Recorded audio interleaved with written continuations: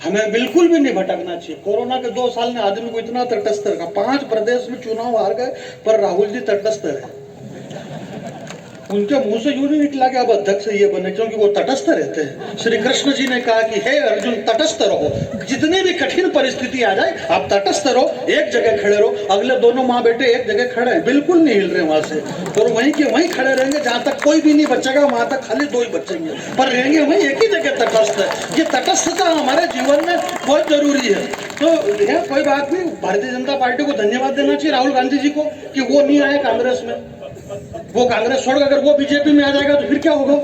तो कम से कम वो वहां तो है और आप यहाँ हैं, दोनों बढ़िया फर्स्ट क्लास, अच्छा चल रहा है, शानदार। कवि सम्मेलन भी अच्छा होगा, धीरे धीरे कवि सम्मेलन का रूप भी बदलेगा। कवि सम्मेलन में जाने बैरागी, हास्य कवि धार, अशोक नागर, शाजापुर, वन संचालक, अतुल ज्वाला हास्य कवि, धीरे धीरे लिखना पड़ेगा। वीर रस के कवि फलाना फलाना, कौन से रस, वीर रस ब्रैकेट में भारतीय जनता पार्टी के, ये कौन से, बोले ये कांग्रेस के। कवियों में ऐसी श्रेणी देना पड़ेगी।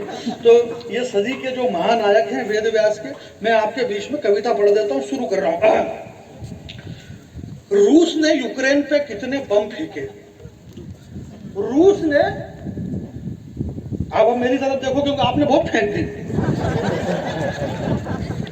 आपने इतनी फेंक दी कि मेरे से नहीं फेंकाई जा रही है, इसलिए आप मेरी तरफ देखो और आप सब देखो, क्योंकि आपको भी इतनी खुशी हो रही थी कि ये बहुत ज्यादा फेंक रहे पंडित जी, आप खुद इतनी फेंक दो कि बेटा ये फेंकने जैसा नहीं बचे। तो बाकी ऐसा कुछ नहीं, मैं फेंकना ही नहीं चाह रहा हूँ, वरना ये मेरी माता बहनें बैठी है, इतनी सारी माता बहनें। हम संस्कार संस्कृति फिल्मों की बात करी हमारे अतुल भैया ने। मैं आपसे कहना चाहता हूँ, इस दुनिया में नग्नता सिर्फ 2 ही अच्छी लगती है, या तो नग्नता वो अच्छी लगे जब माँ की गोद में एक नन्हा बालक खेलता है, उस नन्हे बालक की नग्नता अच्छी लगे, या फिर नग्नता वो अच्छी लगे जिसका तन कुंदन मन कुंदन, तप तप कर तन बना होगा कुंदन। भला दुनिया में उससे ज्यादा सुंदर मूर्त क्या होगी, और जिसने वासना और विकारों का त्याग कर दिया उस महावीर को वस्त्रों की जरूरत क्या होगी। या फिर वो नग्नता अच्छी लगे। जरा दोनों हाथ खड़े करके तालियां बजाए, वापिस जल्दी से नीचे करो हाथ। मालूम पड़ा यहाँ से बात फट गई, नुकसान किसका हुआ, कोई इनका हो रहा, नुकसान किसी का नहीं हो रहा। अपने नुकसान से आपको बचना है। ऐश्वर्या राय, युक्तामुखी, लारा दत्ता और प्रियंका चोपड़ा, क्या गजब का बनाया मालिक ने तुम्हारा थोबड़ा। ये कविता बहुत पुरानी कविता है, परंतु इसको आप नहीं बना करके सुनिए, क्योंकि हम तटस्थ रहते हैं। भगवान श्री कृष्ण ने कहा कि बड़े इनको देख लगुन दीजिए डारी, जहां सुई काम आवे वहां का करे तैयारी। हालांकि इस कविता में इसकी भूमिका की जरूरत नहीं थी, परंतु ठीक है, सुनिएगा। बहुत अच्छी बात है, कविता हमारी संतान है और माइक बहुत अच्छा है सर आपका, बहुत शानदार। पहले हमारी आदरणीय पढ़ रही थी, उस समय थोड़ा सा मैं ऊपर कर दूं कि आप करोगे, उससे क्या फर्क पड़ रहा है, ऊपर कोई भी करो, ऊपर होना है। उधर से वो डिस्टर्ब कर रहा, आपका माइक बहुत शानदार है। आज से 17 लाख साल वर्ष पहले जब नैमिषारण वन के अंदर सूत जी महाराज ने 88,000 ऋषि महात्मा को एकत्रित करके उस भीड़ को जो सत्यनारायण भगवान की कथा का विधान बताया, तो उस 88,000 की भीड़ को संबोधित करने के लिए जो माइक लगा होगा वो यही वाला माइक था। ये बहुत पुराना माइक है, शानदार माइक है, बहुत अच्छा माइक है ये, कोई दिक्कत नहीं। मैं इस देश के इन बड़े कवियों को बड़े विनम्र रूप से प्रार्थना कर रहा हूँ, बड़ी विनम्रता से। देश के ये बड़े कवि हैं, आज इतने बड़े लोग सामने क्यों बैठे हुए हैं। इस देश का जिले का जिलाधीश सामने बैठता है, सांसद सामने बैठते हैं, बड़े बड़े करोड़पति अरबपति और बड़े ज्ञानी विद्वान लोग इस भीड़ में नीचे बैठ करके इन्हें क्यों सुन रहे हैं, इन्हें क्यों सुना जा रहा है।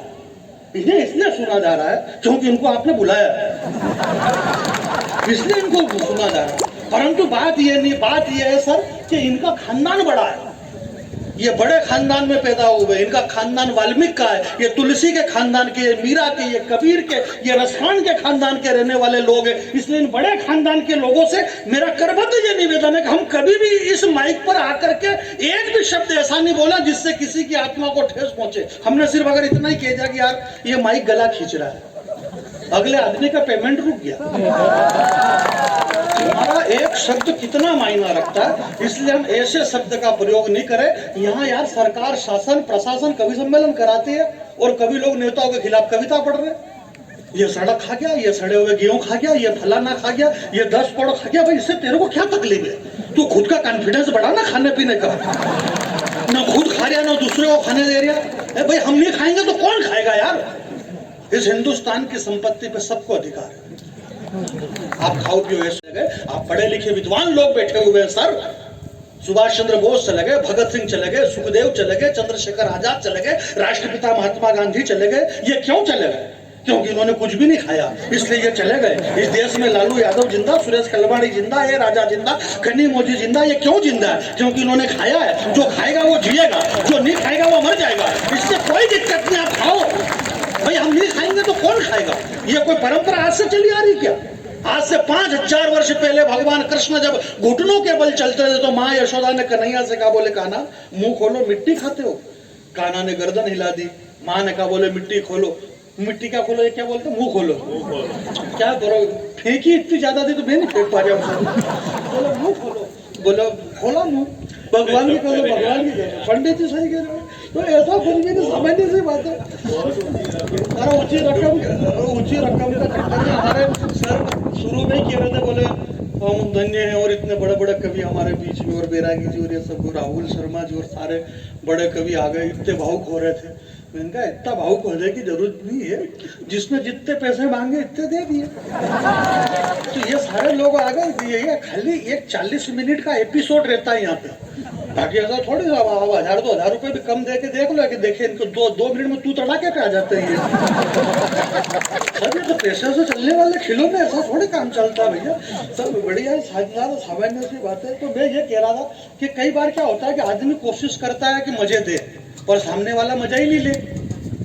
इधर से कोशिश करता है, अभी निमाड़ में यहाँ इतना बड़ा कवि सम्मेलन खरगोन में, कई बताओ बड़ा बड़ा करोड़पति लोग उनको कवि सम्मेलन, और उन्होंने घर में कराया कवि सम्मेलन। लाड़ी बहन सब बैठी, घूंघट निकाल के 2 डोकराउन बैठा। नागर जी ने खूब कोशिश करी हंसाने की। अब वो हंसाने की बात करे तो वो औरतें बेचारी हंसे घूंघट में, तो वो डोकराउन नहीं हंसने दे।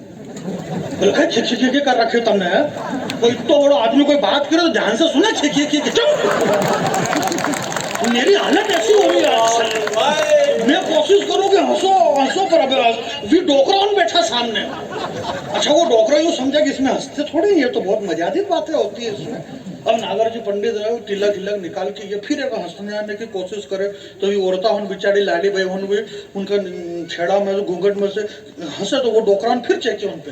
बोले फिर थमने खिखी कि कई कर रखे हो, चुप। इतना बड़ा आदमी आयो, कोई बात की रहे, हाँ आप सुनाओ। अब कहीं की रहे था दादा, वो डोकरिया उनके हंसना ही नहीं था, छोरा पोरिया पोरी उनके। तो कई बार दिक्कत ये हो जाती है, मनुष्य सोचता है जीवन भर से। अरस्तु को आपने पढ़ा होगा, आप पढ़े लिखे लोग हैं। अरस्तु को आपने पढ़ा, नहीं पढ़ा तो भी आप हाँ करो, उससे अपना स्टेटस मेंटेन होता है कि अपन अरस्तु को जानते हैं। अरस्तु कहता है मनुष्य 24 ही घंटे सोचता है, वो कभी भी स्थिर नहीं रह सकता। आप हम यहाँ बैठे बैठे सोच रहे हैं, ये यहाँ बैठे बैठे सोच रहे हैं, आप यहाँ बैठे बैठे सोच रहे हैं, सांसद महोदय वहां बैठे बैठे सोच रहे हैं।